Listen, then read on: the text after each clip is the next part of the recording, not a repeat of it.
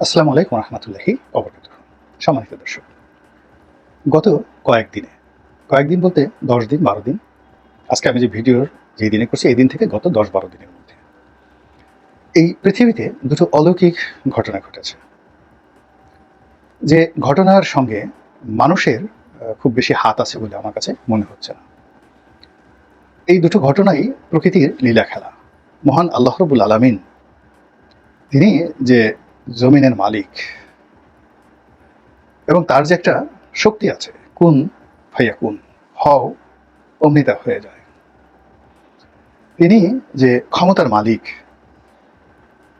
যাকে ইচ্ছা তাকে ক্ষমতায় বসান এবং যাকে ইচ্ছা তাকে ক্ষমতাচ্যুত করেন, যাকে ইচ্ছা তাকে লাঞ্ছিত করেন, অপমানিত করেন, যাকে ইচ্ছা তাকে বেসুমার রিজিক দেন। তিনি সবুজ বৃক্ষ থেকে তিনি আগুন উৎপন্ন করেন, আর মরুভূমিতে তিনি সুশীতল বাতাস প্রবাহিত করে সেখানে মুহূর্তের মধ্যে মরুদ্যান তৈরি করে দেন। সে আল্লাহ এই জমিনে, এই প্রযুক্তির যুগে ২০২৫ সনের জানুয়ারি মাসের এই সময়টিতে তার যে অলৌকিকত্ব, এটি আমরা দেখলাম। প্রথম ঘটনাটি হলো একটি অগ্নিকাণ্ড। গত ১০ দিন ধরে একটি দাবানল জ্বলছে আমেরিকাতে। আমেরিকার সবচেয়ে সমৃদ্ধশালী শহরগুলোর মধ্যে অন্যতম লস অ্যাঞ্জেলস, এবং যেই শহরের একটি অংশে হলিউড, পৃথিবীর সবচেয়ে চলচ্চিত্র নির্মাণ শিল্পে পৃথিবীর গত ১০০ বছরের মধ্যে যেটিকে বলা হয় মেগা সিটি, ড্রিমল্যান্ড।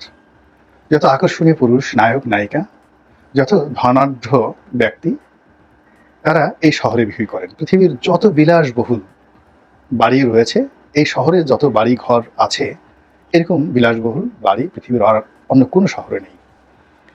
পৃথিবীর অনেকগুলো শহর, যেমন কোনো কোনো শহরের নাম হয়েছে জুয়ার শহর, যেমন ম্যাকাও, এখানে মানুষ যায় জুয়া করার জন্য। কতগুলো শহরকে বলা হয় সেক্স সিটি, যেমন মিশরের Sharm Al Sheikh, it's a sex city. তারপর আমেরিকার আর একটা শহর রয়েছে ইন্ডিয়ানা, এখানে জুয়া এবং সেক্স এই দুটো খুব বেশি হয়। ব্যাংককে সেক্স সিটি। আবার সিঙ্গাপুরকে যদি ধরেন, এখানে সব কিছু হয়, এভরিথিং, ক্যাসিনো, জুয়া, সব কিছু হয়। তো সেই দিক থেকে একেবারে আপার লেভেলের সর্বোচ্চ স্তরের জুয়া, সর্বোচ্চ স্তরের সেক্স অ্যান্ড ভায়োলেন্স, আরামায়েশ, বিকৃত যা কিছু পৃথিবীতে রয়েছে, সব কিছুর এক্সট্রিম পর্যায়ে এই এলএ, মানে লস অ্যাঞ্জেলসের এই শহরে ঘটে থাকে। তো এই শহরটির যে অবস্থান, এর যে প্রাকৃতিক সৌন্দর্য, সব মিলিয়ে এটিকে বলা হয় ভূস্বর্গ। সেই ভূস্বর্গে আগুন লেগেছে, দাবানল তৈরি হয়েছে, এবং গত ১০ দিন ধরে দাবানল যেভাবে পুরো শহরটিকে, যাকে বলা হয় ধ্বংসস্তূপে পরিণত করেছে, যেটি গত ২০০-৩০০ বছরে এটি সারা পৃথিবী দেখেনি। লন্ডনে একটা সময় আগুন লেগেছিল, এটিকে গ্রেট ফায়ার বলা হয়। লন্ডন শহরের বেশিরভাগ অংশ পড়ে গেছিল।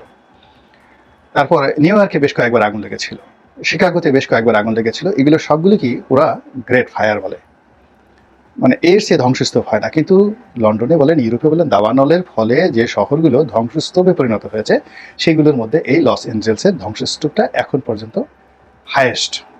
আর আগুন এখন পর্যন্ত নিভেনি। এই দাবানল বেড়ে যাচ্ছে, কিছু কিছু জায়গাতে আগুন নেভানো হচ্ছে, আবার নতুন করে জ্বলছে, আর কিছু কিছু এলাকাতে আগুন ছড়িয়ে পড়েছে। এবং এখন আজকের যে দিনটিতে আমি ভিডিও করছি, এই সময় আমেরিকার খবর হলো যে আগামীতে একটি ঝড়ো হাওয়া আসবে, যেটিকে আমেরিকার ভাষায় বলা হয় শয়তানের বাতাস। শুষ্ক বাতাস, প্রচণ্ড ৮০ থেকে ৯০ মাইল বেগে এই বাতাস প্রবাহিত হয়। বাতাসে আর্দ্রতা থাকে না, শুষ্ক বাতাস, লু হাওয়া, গরম বাতাস। এবং এই বাতাসটি আসার আগে যদি আগুনটা নিভানো না যায়, তাহলে এই দাবানল কোথায় গিয়ে কি পরিণতিতে শেষ হয়, একমাত্র বিশ্বজাহানের রব আল্লাহ রাব্বুল আলামিন জানেন। এবং সেই দাবানলে যদি শুধু লস অ্যাঞ্জেলস নয়, পুরো শহর নয়, আরও 2, 4, 10টি শহর ভস্মীভূত হয়ে মাটির নিচে ধ্বংসস্তূপে পরিণত হয়ে যায়, কয়লা হয়ে যায়, অতীতে এরকম হয়েছে। অবাক হওয়ার মতো কোনো ঘটনা নাই। অতীতে একটা সময় খুব পৃথিবীর কসমোপলিটন সিটি ছিল কার্থেস।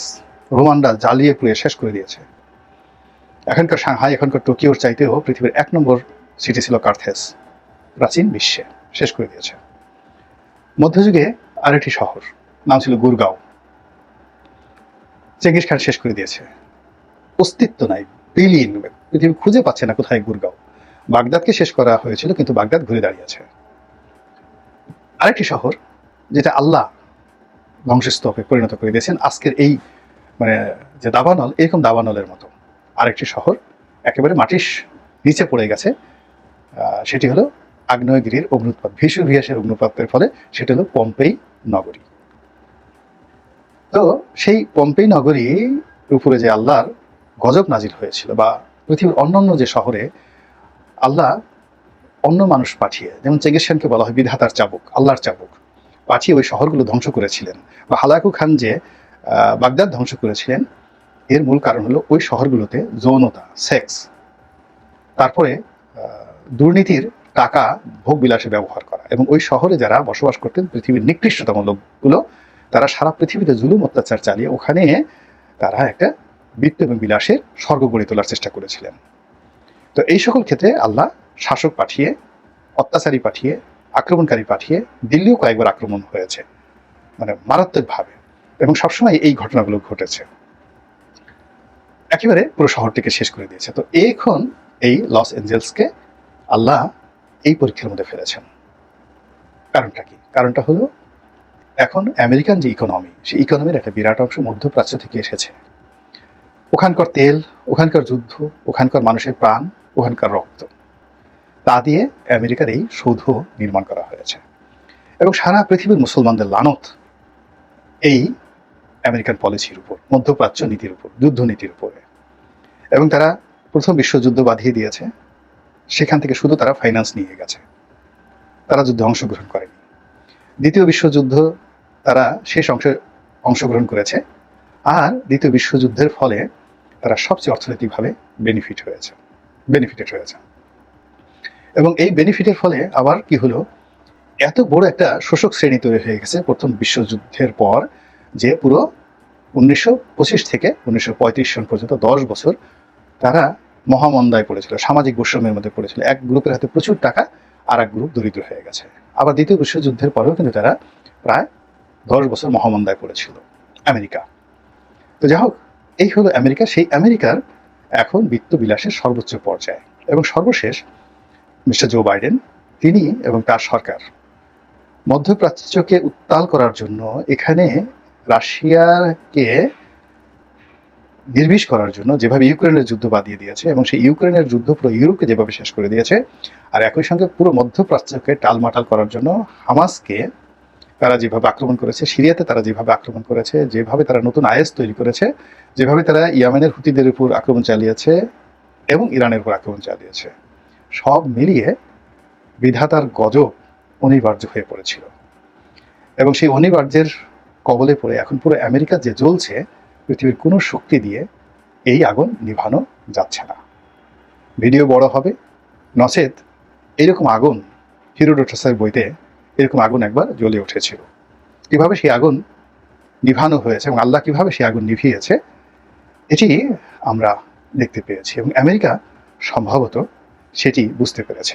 হিরোডোটাসের ওখানে তো অনেক যোগ্য লোক আছে। তো হিরোডোটাসের হিস্ট্রির বইতে যে মহা অগ্নিকাণ্ড, আমরা যেমন নমরুদের অগ্নিকাণ্ড বলি, 40 দিন পর্যন্ত চলছিল, ওইরকম একটা অগ্নিকাণ্ড আল্লাহর হুকুমে হঠাৎ করে বন্ধ হয়ে গিয়েছিল। এর কারণটা হলো, যিনি এই আগুনটা লাগিয়েছিলেন তার প্রতি একটা অনুশোচনা চলে এসেছিল। তো সেই অনুশোচনা আমেরিকার মধ্যে এলো কিনা আমরা এটা বলতে পারবো না, কিন্তু যে আমেরিকা এই মধ্যপ্রাচ্যের ফিলিস্তিনি জনগণের উপর গত বছর খানেকের বেশি সময় ধরে যুদ্ধ চালিয়ে যে রক্তগঙ্গা সেখানে বয়ে দিয়েছে, যে ধ্বংসস্তূপ, যেখানে 98% লোককে বস্তুচ্যুত করেছে, এবং সেখানে কোনো অবস্থাতে যুদ্ধবিরতিতে ইসরায়েলকে রাজি করা যাচ্ছিল না, সেখানে মিস্টার ডোনাল্ড ট্রাম্প ক্ষমতা আসার আগেই বলা হয়ে থাকে, তিনি বলতে গেলে রেড সিগন্যাল দিয়ে এই ইসরায়েলকে রাজি করেছেন যুদ্ধবিরতিতে, এবং এখন সেখানে যুদ্ধবিরতি। এটি সেই আমেরিকার যে গ্রেট ফায়ার, এই গ্রেট ফায়ারকে বন্ধ করার জন্য যদি অনুশোচনার কারণে তাদের এটা হয়ে থাকে, হয়তো আল্লাহ রাব্বুল আলামিন তাদেরকে এই জায়গা থেকে মুক্তি দিতে পারেন, এক। অথবা আমেরিকাকে আগুন লাগিয়ে আল্লাহ রাব্বুল আলামিন আমেরিকা আলাদা শিক্ষা দিবে। আর দ্বিতীয়ত, এখানে মধ্যপ্রাচ্যে ওই আগুনের ভয়ে এই মধ্যপ্রাচ্যে যারা অত্যাচারী ইসরায়েলের যে সম্প্রদায়, তাদেরকে বাধ্য করেছে, তাদের মনে এরকম একটা ভয় তৈরি করে দিয়েছে, যে ভয় ইতিহাসে, ইসলামের ইতিহাসে, বিশ্ব মানবতার ইতিহাসে, ধর্মের ইতিহাসে, ধর্মতত্ত্বের ইতিহাসে আল্লাহ রাব্বুল আলামিন বহু নজির বর্ণনা করেছেন। বহু জাতিগোষ্ঠীকে, এইখানে ইহুদিদের উত্থান এখন ইসরায়েল যেভাবে রয়েছে তার সাথে অনেক অনেক শক্তিশালী ভাবে তারা বহুবার ছিল। রোমান সম্রাটের জমানাতে ছিল, যখন ওই যে ব্যাবিলনের শূন্য দান ছিল নেবুকাডনেজার, সেই আমলেও তারা আজকের যে ইসরায়েলের যে শক্তি, তার চেয়ে বেশি শক্তি তখন তাদের এখানে ছিল। এখানে বলা হয় হিরোড দ্য গ্রেট, এরকম একজন সম্রাট এখানে ছিলেন এক সময়, তারাও শক্তিশালী ছিল। কিংবা যে সময় হযরত ঈসা আলাইহিস সালামকে এখানে ক্রুশবিদ্ধ করা হয়, তখনও কিন্তু এই ইসরায়েল নগরীটি অনেক শক্তিশালী ছিল, কখনো তারা খ্রিস্টান রাষ্ট্র হিসেবে, কখনো ইহুদি রাষ্ট্র হিসেবে। এবং এই রাষ্ট্রটি বহুবার খোদাই গজবে শেষ হয়ে গেছে। মানুষ বহুবার এদেরকে পরাজিত করেছে, বহুবার মানুষ শেষ করেছে, আবার স্বয়ং আল্লাহ গজব নাজিল করে এই ইসরায়েল নামক যে রাষ্ট্রটি এখন রয়েছে তাদের আদি পুরুষদেরকে শেষ করে দিয়েছে। এদের মধ্যে সামুদ ছিল, এদের মধ্যে আদ ছিল, এদের মধ্যে কওমে সালেহ ছিল। এই পুরো বিস্তীর্ণ এলাকাতে, পুরো আরব পেনিনসুলারে তাদের এই রাজত্ব শুধুমাত্র আজকের ইসরায়েল সবচেয়ে ছোট, কিন্তু একটা সময় ইসরায়েল রাষ্ট্রটি অনেক বড় ছিল। এমনকি পুরো মিডিল ইস্ট এক সময় তারা শাসন করেছে, কখনো ইসলামের নামে, কখনো ইহুদিবাদের নামে, এখান থেকে তারা করেছে। এবং এরা বহুবার এই ইহুদি জাতিগোষ্ঠী